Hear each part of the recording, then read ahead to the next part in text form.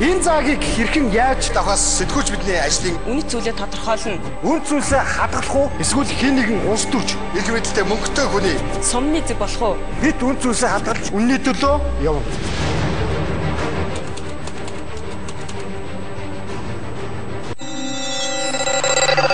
Баримт нотлоогүй худлаамыг олон дахин нуршихаар үнэн болчихдог болж.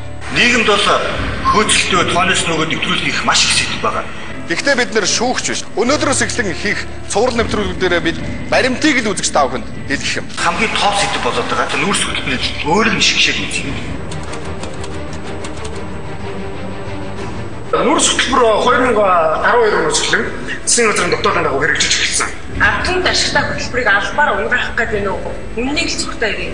Хэвлэр гарсан энэ баримтуудыг үндэслээд аль алийг хөөж мохорлохоо гэдгийг бүгдээр хуваагаад авчиад байгаа. Эрүүг эргүүлсэнгүүд оргон зогтцсан гэдэг мэдээлэл гарсан. Ерөнхий сайдын аргалах зөвлөх шалгаж байна гэдэг авилгатай тэмцэх газрын алах комиссар мэдээлсэн шүү дээ. Үнэхээр энэ хэрэг дээр ямар үндслээр шалгаж байгаа. Иргэдүүл 120 мянган төгрөгийн хэмнэлт гарсан. 1 тоног нь 200 мянгаар зарж ирсэн нүрсийг 80 мянгаар авч хэмнэсэн. Багнуурын уурхай алдагдал хүлээсэн хүлээгээгүй ашигтай байсан ашиггүй гэдгийг яг багнуурын гадаад сурвалжиж тэрийг бас үзэгчдэд бодиттой хүргэсэн гэж байна. Ганц ух MJ лесби компани их мөнгө згсэн гэсэн нэг тийм зүйл яваад байна шүү дээ. Иргэний бүртгэлээс тодруулах хэрэгтэй. Бидний кино таралцсан асуудал шиг. Тэр сангийн амнаас 854 сая төгрөг шилжүүлж аваад завшчихсан байна нүүрс хөтөлбөрийг ингэсэн шүү дээ. Төрийн зам яг өрөвдөв байцлаа. Тийш л очих хэрэгтэй. Хэрэглэн хариуцсан байгаа шүү. Хэрэг шууд хамаарлаа. Тэр эмэгтэйг юу ямар үндслээр яагаад төрчих вэ? Эсвэл байдал ямар байгаа тийм. Одоо сонсоод 3 удаа байцсан. Авилгалтай тэмцэх газар бол үндэстгүүгээр хордог, цөөхөн удаа байцаадаг, хүний эрх зөрчиж гэнэ гэдэг л хөл зүүн байнга орооч ярьдаг, хүний эрх үндсэн комиссныхын ч ярьдаг штэ.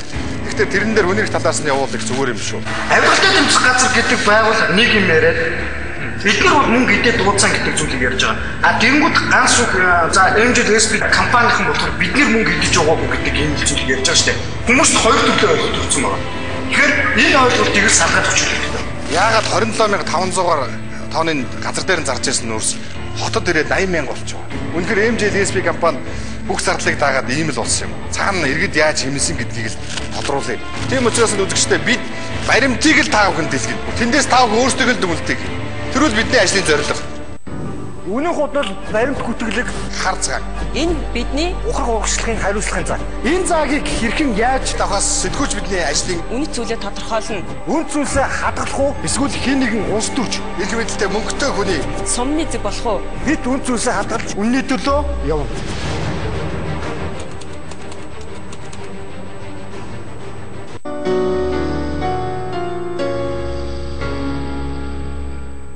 Яг нүүрс хөтөлбөр хэрэгжиж эхэлснээс өмнө ер нь хар зах дээр ч юм уу иргэдийн гар дээр нүүрс ямар үнэтэй хурж байсан юм бэ?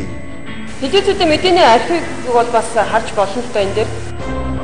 Ойрын өдрүүдэд нүүрсний үн яг нэг портер нь 500 мянгад хүрлээ гэсэн мэдээлэл бол гадуур цацагдаж эхлээд байсан. Байдал дээр нь одоо цайд зах дээр ирж нүүрсний үнийг судлахад 3 гош нь 250 тэл авчих шүү дээ. 300 мянгад л байгаа. Хүүтрэх бол үнэн өсөж байгаа шүү дээ. Зэн ажилтаасаа болж байгаа байхгүй нүүрс чинь. Одоо ингэж ачих юм бол 300 мянга гэж байгаа. Шуудааны стандарт алдагдсан, жижигэрсэн. 1500 төгрөгөөр авсан нэг жижиг шуудаа нүүрс бидний ярьж занснаар 50-ын торыг дүүргэхээ аль хэдийн болсон. 10 кг-ын багтаамжтай шуудаалсан нүүрс 1500 төгрөг байгаа бол 30 кг нь 3000 төгрөг. Ингээд жинхэнэ дүн өвлийн хүүтнэр нүүрсээ худалдаж авах чадвар ард иргэдэд бараг үлдэхгүй болж таарах нь NBS соёлмаа. Өнгөрсөн жил нэг шуудаа нүүрс 1600 төгрөгийн үнэтэй байсан бол энэ жил 1800 төгрөг болсон байна. 2 хоногийн өмнөх байдлаар бол манай 1 тонн нүүрс 210 мянга болсон билээ. Өнгөрсөн жил одоо нэг шуудаатай нүүрс 50 торыг дүүргэж байсан. Энэ удаад бол арайч бас яг дүүрээгүй. Ерөнхийдөө бол иймэрхүү хэмжээтэй байгаа маань. Харин хэрэглэгчдийн эрх ашиг зөрчигдөж байгаа энэ асуудлыг шийдэх арга зам байхгүй байна. Төлөө нүүрсний шуудаа нэртэй уут өнөөдөр хүртэл стандарт хэмжээгүй байгаамаа.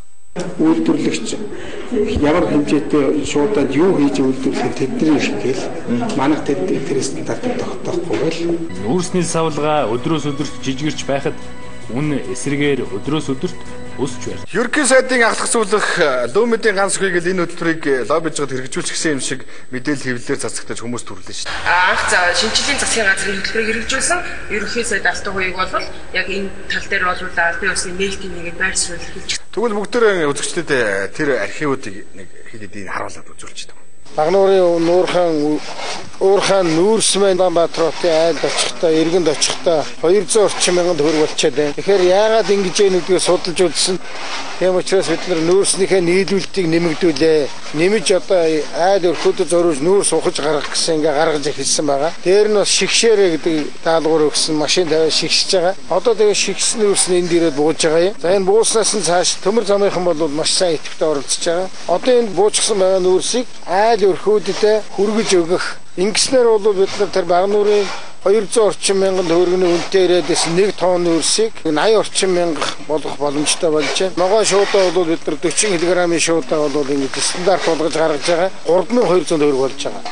Өмнө нь энэс одоо 6 дахин жижигхэн ийм хүүтийтэй нүүрс бол бараг 1500 төгрөг хүрч ирсэн. Тэгэхээр засгийн газрын маш олон байгууллагууд одоо сэтгэл санаа нийлж хамтарч ажиллаж чадвал манай иргэдэд одоо хямдхан нүүрсийг хүргэж өгч болох юм байна гэдгийг бас харуулж чадлаа. Одоо Багнуурын нүүрсний уурхайг тойруулаад авчиад байгаа тэр хувийн компани лицензийг хүчингү болгох нь зүйтэй гэж үзсэн. Алшигт материалын хэрэглэх газрын даргын шийдвэрээр тэр лиценз хүчингү болсон.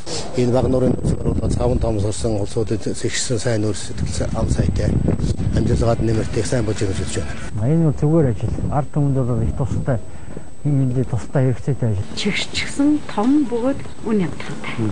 Дээр нь хэрэглэгчид үнэхээр тэр борлуулалтын цэгүүд дээр ажиллаж исэн хүмүүс нөгөө портрын жолоочид эднэр үнэхээр хүн болгонд ашигтай байсан юм уу? Яг үйлдвэрлэлд амжилах шиг явсан энэ ажил хүмүүстэй яаж хүрсэн? Тэрнийг үзэгчтэй өргөж. Гэр хорооллын хувьд нүүрс хөтөлбөр хэр сайн хөтөлбөр болсон бэ? Энэ маш сайн хөтөлбөр болсон л та. Гэр хорооллын 189 мянган үрхэл 2 жилийн хугацаанд 60 орчим тэрбум төгрөг зөвхөн нүүрс хөтөлбөрийн хүрээнд хэмнэж чадсан. Дараа 80 мянган шатаа нуурсаас. Одоо энэ гадаа байгаа нүүрс авч байгаа хүмүүсээс ченжнээс нүүрс аваад төлж байгаа хүмүүс хонохгүй байна гэж байгаа байхгүй. Энэ бол аль түмэнд маш хэрэгтэй хөтөлбөр байна. Энийг юу задлаад харуулах уу? Саад ийм л нүүрс.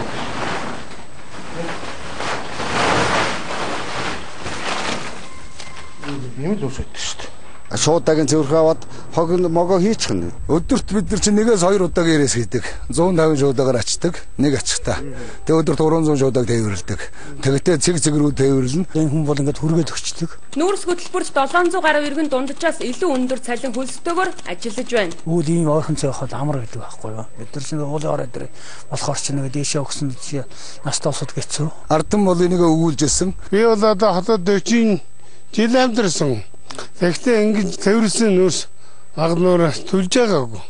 Чин чандрын шаардлага хангас эргэл заахгүй. Нэг шуудаага чи 3-4 хоног төлчихөж байгаа илүү те. Ер нь эхний жилээсээ л ихсэлэл эрэлт хэрэгцээ маш их байсан. 2 дахь жилдээ ч гэсэн. Саяны сурвалжаас бол иргэд тогсон зүйл алга байгаа биз гэж ойлгохдоор нэг үндэслэл бас гараад байгаамаа. Гэр хорооллын 200 мянгаар биш 80 мянгаар нэг тоног нүүрсийг авдаг байжээ гэдгийг л бид нэр баримтаар нотлох гэж оролцсон. Энэ дээр дүгнэлт хийхгүй. Нүүрс хөтөлбөр Багнуур уурхай тохирол учруулсан уу? Аль эсвэл анх ерөөсөд алтуурыг энэ хөтөлбөрийг хэрэгжүүлж чадаа Багнуурын уурхай дээр очиж үүрэг даалгавар өгч ирсэн. Энэ үүрэг даалгавар. За тэгээд би яг Багнуурын уурхай дээр очичоод ирлээ. За Багнуурын уурхай үйлдвэрлэл эрхэлсэн захирал болон за яг энэ нүүрс хөтөлбөрийг хэрэгжүүлэхэд яг одоо тэр шигшдэг ажлыг хийжсэн инженертэй уулзаж бас тодорхой баримтуудыг авсан. За бид бол 2012 онд 3 сая 500 мянган тонн нүүрс олборлож байсан. За 13 онд бид л 3 сая 860 мянган тонн нүүрс олборлуулсан юм сайхан амжилттай. За ард иргэдэд төвөмсийн эрчим хүчний систем найдвартай хангахаас гадна манай ажилчид ч гэсэн ер нь бас за шагнал урамшлага аваад цалин мөнгөө ер нь тодорхой хэмжээгээр нэмэгдүүлж авахын тал дээр бол нэлээд агцтай юм сайхан жил байсан. Нүүрс хөтөлбөр хэрэгжиж эхлэхээс өмнө Багнуурын уурхайн станцд өгдөг тоон нүүрсний үнэ 20,500 төгрөг байлаа. Харин эцсийн хэрэглэгчид зарах зорилготой шигшиж ангилаагүй. Технологийн дамжлага 1 тонн нүүрсний үнэ 25,000 төгрөг байсан юм билээ. Өмнө нь энэ үнийг эрдэс соёлын эрчим хүчний яамнаас өгсөн чиглэлийн дагуу Багнуур хувьцаат компани төлөөлөө өдөрдөх зөвлөлд тогтоож. Нүүрс хөтөлбөр хэрэгжихээр болоход Багнуур хувьцаат компани удирдлагууд энэ хөтөлбөрт зориулан технологийн дамжлага 1 тонн нүүрсээ 20,500-аар буюу станцуудад өгдөг үнээрээ зарах санал тавьсан байдаг. Харин засгийн газрын удирдлагууд Багнуур хувьцаат компаниг ашигтай ажиллах ёстой гэж үзээд тухайн үед туузаас нь шигшиж ангилаагүй технологийн нүүрсэнд тогтоож өгсөн хамгийн дээд үн буюу 25,000 төгрөгнөөс илүү үнээр 27,500 төгрөгөөр авахар болсон байдаг юм а. Багнуурын уурхай нүүрс хөтөлбөрт нийлүүлсэн тоон нүүрс тутмаас 7,000 төгрөгийн ашигтай ажилласны үр дүнд сүүлийн 2 жилийн хугацаанд төлөвлөгөөгөө дагуулan биелүүлж нийт ажилтнуудаа анх удаа 5 сарын урамшуулалт цалинг олгов. Зүгээр одоо нэг ерөнхий сайд ч юм уу, за ерөнхий сайдтай ахлах зөвлөмж гэдэг юм уу, за эсвэл нэг нүүрс хөтөлбөрийг хэрэгжүүлж байгаа нэг хүн ирээл одоо энэ үнийн тогтоогол явцдаг л гэдэг нэг юм зүйл харагдаад байгаа юм л да биднэрд бол. Энэ үн тогтоогыг бол зүгээр нэг хүн ирээл шууд ирээл үн тогтоогод явцдаг юм биш л дээ. Энэ бол тодорхой хэмжээний манай дээд болох тууцтай тууц шийдвэр орондоо тууц дээрээс засгийн газраас чиглэл авах гэдэг юм уу, хоорондоо ярилцсан зөвшөлдсөн энэ даасан судалгаатай явж байгаа юм л да. Шинжлэлийн засгийн газар иргэдийн амжиргаанд шууд нөлөө үзүүлэхүйц хямд үнэтэй нүүрсээр хангах зорилгоор нүүрс хөтөлбөрийг санаачилсныг Багнуур төрийн өмчт улсын үйлдвэрийн газар дэмжин төлөөлөл өдөрдох зөвлөлийн шийдвэрийн дагуу нүүрс хөтөлбөрт нийлүүлэгдэх тоон нүүрсний үнийг 27500 олгон тогтоож өгсөн болно. 2012 оны 11 сард анх нүүрс хөтөлбөр хэрэгжүүлнэ гэдэг ерөнхий сайд өөрөө биеэр ярьж уурхай удирдлага дарга нартай уулзаад явсан өөрөг даалгавар руу явсан байгаа. Танад хамаатай хэсэг бол одоо эндээс ухаад олборлоод за ялгалтыг хийлгээд богоонд ачуулаад богоон ч аваачаад амглан толгойд хоёр дээр буулгаад болоо. За тэрнээс цаашаа бид нар нийслэлтэй яриад тэгээд цаашаага хорон хоринд нь хүргээд өгчих юм бол ийм их баялагтай байж ерөөсөө 100 км-ийн заалт уурхаатай байж ижил нүүрсэн дээрээ зодтол одоо ингээд тэгээд тэнд нүүрсийнх нь өндөр болоод 27500 Улаанбаатар хотод айлд очихдаа хэд болж байгааг нь үзсэн. Үзсэн. Хэд вэ? Яг 2 хоногийн өмнөх байдлаар бол манай 1 тонн нүүрс 210 мянга болсон бэл. За эндээс хэдээр гарч ийн? Эндээс одоо 27500-аар 1 тонн. 27500 гарсан нүүрс байхгүй. Улаанбаатарт айлд очих Доржин гэдэг айлд орохдоо 200 мянга болж байна. Бараг 7 дахь өсч байна. Маш их хэмжээний зардал үүсэж шүү дээ. Эндээс явсан нүүрс тэнд 200 мянган төгрөг болж байгааг бид нар бол нэг 2 дахин басхна гэсэн зорилт тавьж 100 мянган төгрөгөөр одоо очтгол болгоох. Эхний ээлжинд нэг алах юм да. Тэр бол манай иргэдийн амжиргаанд их дэмэр болно л гэж бодож. Тийм л зорилгоор өнөөдөр энд ирсэн шүү. Манай дээд бол туузаас тогтоосон 27500 байсан. Тэр үнээр л авъя гэсэн байна. Яг тэр үнээрээ биднес шигсэн нүүрсээ нийлүүлээл тэгээд ажилласан. Нүүрс хөтөлбөр хэрэгжиж ирснээр бас нүүрсний чанар бас сайжирч байгаа гэсэн зүйлүүдийг яригдчих жаал. Тэгэхээр нүүрсний чанар яаж сайжирч? За хоггүй, чулуугүй тийм нүүрс мэдээж хэрэглэгчд очихоор чинь мэдээж л одоо яг л төлөх ёстой юм аа л одоо яг л нүүрсэл төлнө гэсэн үг шүү дээ. Тэрний хажуугаар бас нунтаг юмруулээд байхгүй. Чулуу молуугаа ялгаж хаяад байхгүй. Энэ утгаараа бол хэрэглэгчд очих нүүрсний чанар бол дэвшиж л байгаа. Нүүрс хөтөлбөрийн хүрээнд Багнуурын уурхайгаас олборлогдсон нүүрс замдаа 2-3 удаа шигшигдэж байгалийн чулуу болон нунтаг нь ялгагдан шигшигдснээр эцсийн хэрэглэгчийн гар дээр ирэх нүүрсний чанар эрс сайжирсан юм. Инхээр Багнуурын уурхай хохироогүй харин ч ашигтай ажилласан гэдгийг л үзэгчид сомыг үзүүлсэн сурвалжлагаас харчихсан байх тий. Ерөнхий сайд хөгж Багнуурын уурхай төлөөлөл өдөрдох зүйлүүд засгийн газартай одоо хилцэж тохиролцсны үндсэн дээрээс үнэт тогтоод эрчим хүчний яам за тэгээд нөгөө эрчим хүчний зохицуулах хороо гэж байгаа шүү дээ. Энэ бүх газрууд нийлж өгдөг. Харин уурхай дээр 27500-аар тооныг зарж ирсэн нүүрс нийслэлийн гэр орлогын дээр зарагдахтаа яагаад 80000 төгрөг болчихов? Ингэж үн нэмэх ямар нөхцлүүд байсан? Явцын дунд үн нь яаж нэмэгдсэн бэ гэдгийг тэрнийг бас үзүүлчихье.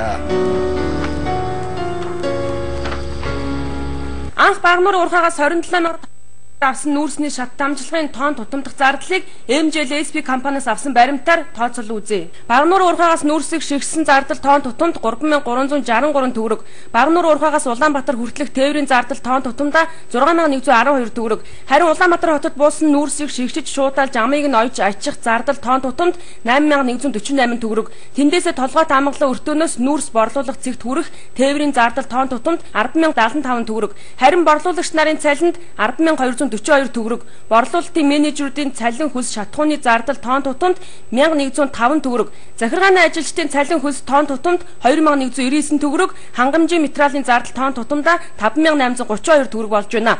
Дээр нь ажилчдын хоолны зардал тоон тутамд 259 төгрөг. Багнуурын уурхай дахь нүүрс шигших техник тоног төхөөрөмжийн илэгдэл хоригдлын зардал тоон тутамдаа 694 төгрөг. Бэлтгэл ажлын зардал ковш амгалан өртөөн дэх буулгах хэсгийн талбайн түрээсийн зардал тоон тутамд 2691 төгрөг. Үүн дээр банкны хүү тоон тутамд 628 төгрөг. Ингээд нийт зардал нь 78848 төгрөг. Ингээд эцэстээ 80000 төгрөг болж иргэдийн гарт очсон байна.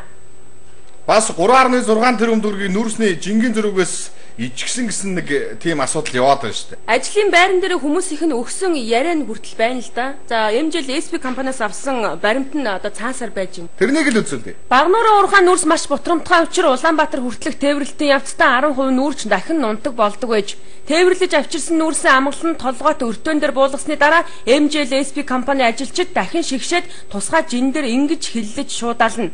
Хэдийн хэмжээний иймэрхүү чулуу бас нунтаг гарав. Тэрийг нь Багнуурын элч компанийн авч цааш нь жижиг уурын зуух болон хувь хэрэглэгчдэд борлуулдаг байжээ. Вагон бүрээс хэдийн шуудаа нүүрс гарав гэдгийг энэ талбай дээр хяналт тавин ажиллаж байсан ахлах нь наривчлан бүртгэж тооцно.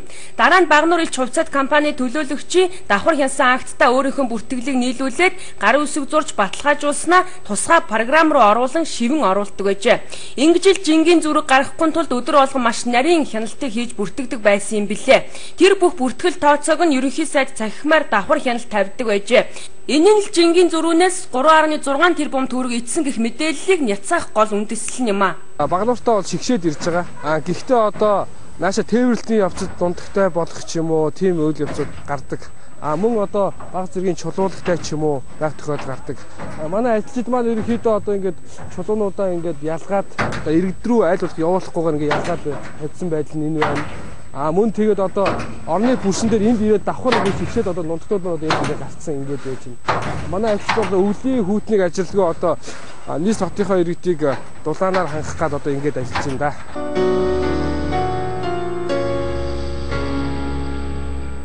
Улсын бүртгэлийн газраас лүмэдийн ганцгүй цэрэн жагцсан. Тэр MJL гэдэг компани хувь эзэмшдэг юм уу? Тэр компаниг үүсгэн байгуулсан юм. Тодруулахаар очсон. Амжилттай болсон. Одоо тэгвэл тэрний үзье.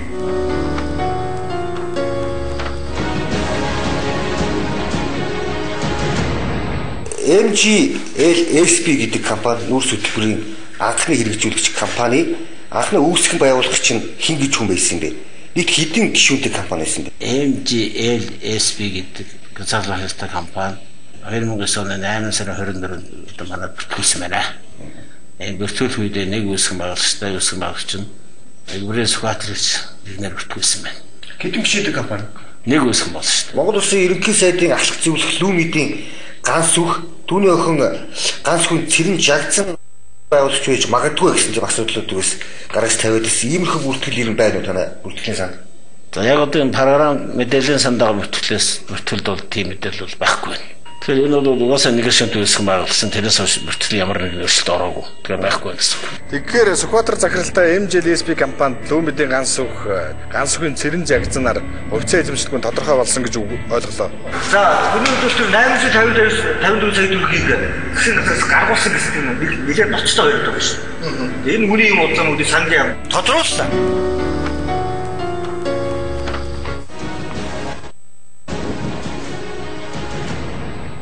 Засгийн газар яг ямар тогтоолыг үндэслээд энэ MJL SP гэдэг компани 854 сая төгрөгийг олгохоор болсон юм бэ? 2012 оны 12 сарын 22-ны өдрийн засгийн газрын 204 тоо тогтоолоор бид нар бол санхүүжилтийг олохын төсвөөс эрчим хүчний яамны нэмэлт санхүүжилтийн дансанд за 9 сарын 19-ний өдөр эхнийгээр 854 сая төгрөгийг эрчим хүчний яамд болгосон. Буцааж төлсөн эсэх асуудал дээр бас маргаан гараад байгаа шүү. Энд дээр тайлбар өгсөн.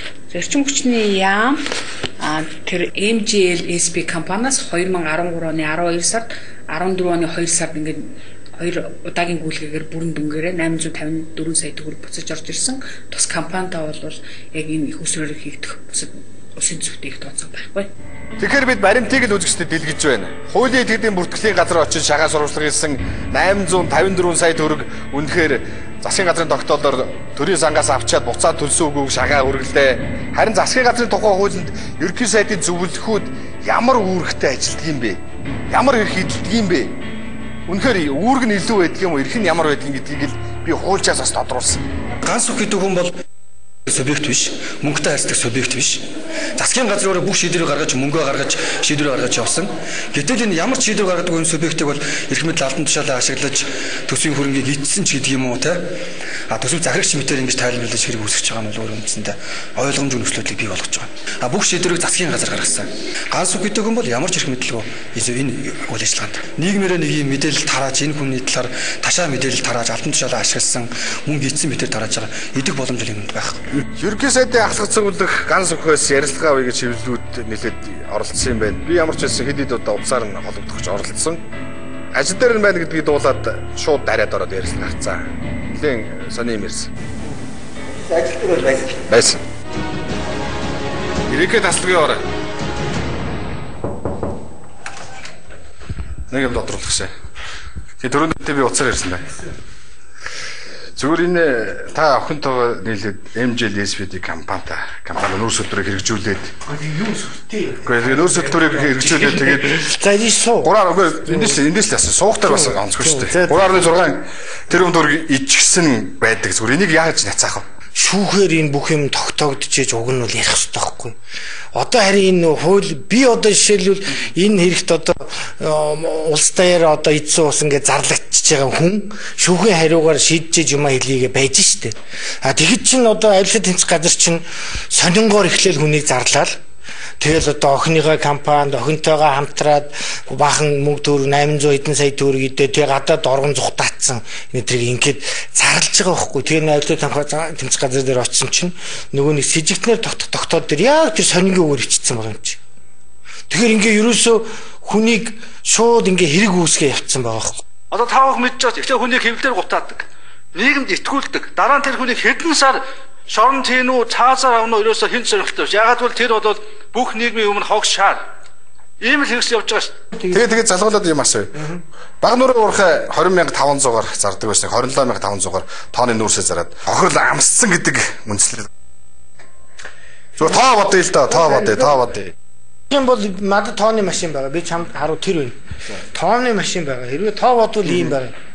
Ер нь бол хараа наадах чи ийм л юм ярьж байгаа. 20,500-аар одоо цахилгаан станцад 1 тонн нүүрсөө хүчээсэн байхгүй юу баг нуур. Энд чи юу гэхээр шууд ингээ утгаал аваад аччихдаг нүүрс байхгүй. Тэгээ тэр дотор чинь нөгөө нунтаг нүүрс байна. Иргэд хэрэгэлдэг том нүүрс, донд зэргийн нүүрс байна. Бүр энэ ширээний тавцан шиг ийм том нүүрснүүд ч байна. Тэгээ тэгэнгүүт цахилгаан станц энийг чи авангуудаа бутлаад тэгээ юм жижигхэн болгоо форсунгаар санд ингэж ашигладаг байхгүй. Тэгэнгүүт ерөнхий сайд одоо энэ иргэд чинь энэ улсын эзэн. Дээр нь энэ багнуур чи эзэн байхгүй. Улсууд багнуурын менежмент хийдэг. Тэгэнгүүт ерөнхий сайд бол энийг чинь одоо удирдах байгаа хүн нэ шүү дээ. Тэгэхээр ерөнхий сайд ямар үйлдэл өгсөн бэ гэхээр за таанаас цахилгаан станц 20,500-аар өгдөг юм байна. Алдагдaltaй байдаг гэж байгаа байхгүй. Бид нар бараг ашиггүй ажилладаг алдагдал. Тэгэнгүүт за тэгвэл та нар ингэ шигшээд нунтаг нүүрсийн цахилгаан станц руугаа явуул. Нэг иргэдэд хэрэгтэй яг 100-нд нь болдог нэг 2-оос 20 см хоорондох нүүрсийн энэ менежмент их компанид өг. Тэрнээс томын та нар өөрснөө хэдээрээ зардгийг зараад иргэддээ зардыг юм. Ингээд яваа. Менежмент их компанид бол ашиггүй өгөх болохгүй. Тийм учраас та нараас 27,500-аар идэрт өг. Тэгэхээр чи 20,500 өгчээсэн юм чи 27,500 хүлээж. Гэхдээ би чамд ойлгуулъя. Чи одоо ингээд бүх юм загначаад байна. 27,500-аас асах нь 20,500 сэтгүүлснээр эрэхтэй байдаг л байна л та. Ингээд 7,000 төгрөгийн ашиг байна те. 7,000 төгрөгийн ашиг нөгөө уурхадаа хийж байгаа байхгүй. За ингээд 27,500-аар өгнө. Окей, уурхаач сайхан одоо ашигтай. Тэгээ эн чи иргэд рүү очихоор иргэд яагаад 27,500 гэхээр эн чи одоо цаашаа маш олон зардал орно шүү дээ. Уурхай дээр шигшин. Тэр чин бензин тос иргэн хот руу нөгөө богоноор явна. Тэрний зардал. Уурхай дээр шигшиж байгаа зардал. Тэр нөгөө шигшүүр нөгөө тэрний нөгөө нэг одоо электр хорогдлын одоо юм тайлбарлаад байгаа тодорхой л хэлчихлээ. Би чамд яг хэлэх гээд байна. 7,000 ашигтай байна да тий. Инхээр чи уурхай ашигтай байгаа үстэй. Хэдлээ ажилласан маш том супер жишээ байхгүй юу. Одоо ингэж л өөрөөсөө мөнгө гаргахгүй. Энэ нөгөө менежментийн зөв зохион байгуулалт, улсын үйлдвэрийн газар, энэ хувийн компани хоорондын харилцаа ажиллагааг зөв зохицуулаад тэгэл ингэ явах юм бол маш их нөөц бололцоо байдгийн байна гэдгийг л харуулж байгаа байхгүй юу. Та бол хангалттай өргөө өмөрж штт. Ерөөсөө маш тодорхой штт. 200,000 төгрөгөөр иргэд одоо авдаг байсан нүүрсийг 80,000 төгрөгөөр шигшээд суудаа хажууд хүргэж. Одоо ашиг нь шүү дээ. Шааш нь хаагаад юм олон за. Юм бол уулзч болно ч. Болно.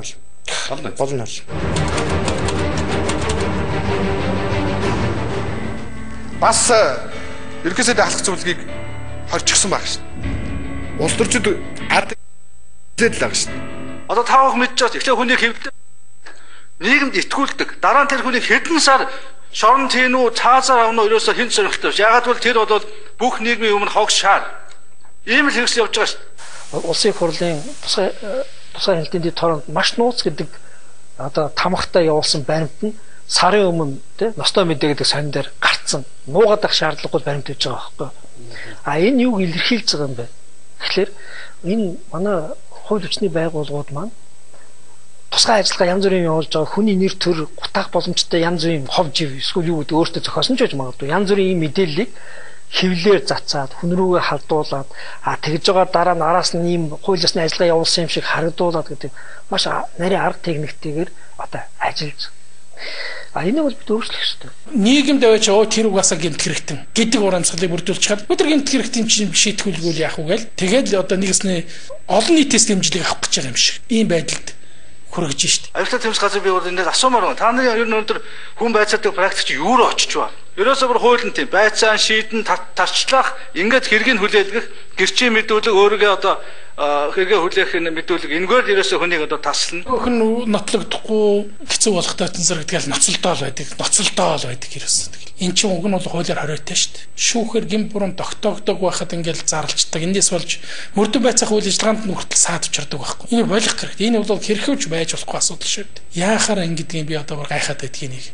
Нийгмийг ийм айц хөөцлөө авчих энэ замаар бид ардчилсан сонголтоос татгалзах руу очих гэж шүү дээ. Бидний ирээдүйн энэ 20 жилийг миний хүүхдүүдийн амьдрах гэж байгаа энэ ирээдүйн 20 жилийг энэ өмнө байгаа энэ гаж үзэгдэл чинь тодорхойлсоор явах юм уу? Хэн дуртай хувийн орон хүний хувийн иргэний хувийн орон зайроо хавдаж хэн дуртай хувь хүнийг барьж авч хэн дуртай тэрний амьдралыг тоглож идэг. Гэхдээ хуулийн нэрээр хуулийн байгууллагын сүр хүчээр ингэж явж байгаа тогтолцооч байх юм уу? Тэгсэн мөртлөө л одоо ингээд нэг үхрийн эвэр даргуул 1000 үхрийн эвэр даргын шууд гэдээ байхад даргуулаад байна. Энийг бол бид өөрчлөх ёстой.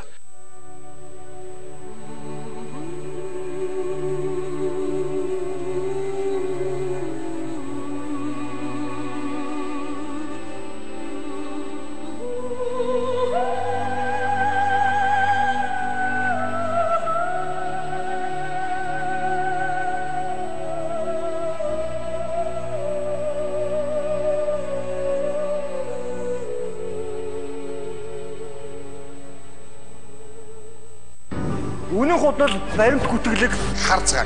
Энэ бидний ухрах урагшлагын хариуцлагын заа. Энэ заагийг хэрхэн яаж давхаас сэтгүүлч бидний ажлын үнэт зүйлээ тодорхойлно. Үн зүйлсээ хадгалах уу? Эсвэл хэн нэгэн улс төрч их мэдлэлтэй мөнгөтэй хүний сумны зэг болох уу? Бид үн зүйлсээ хадгалж үнний төлөө явна.